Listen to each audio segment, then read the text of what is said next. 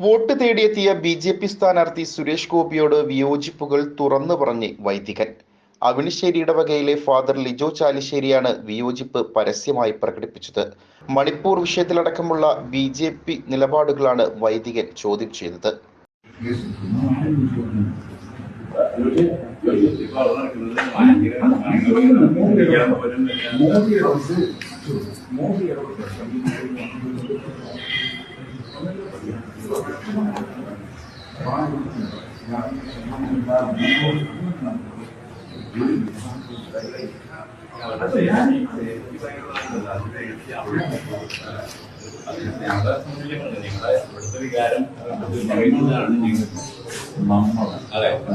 ക്രിസ്ത്യാനികളോട് അവർ കാണിക്കുന്ന ഒരു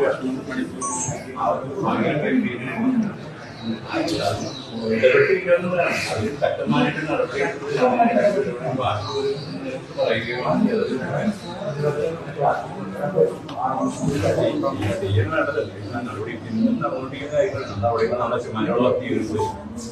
അത് ശക്തമായിട്ട് പറയുന്ന വേദന കേൾക്കുന്നതാണ് ഞാൻ പറഞ്ഞത്.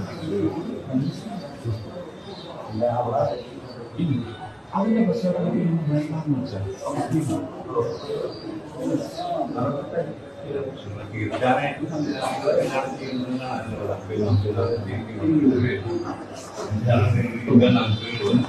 സപ്പോർട്ട് ചെയ്യുമ്പോൾ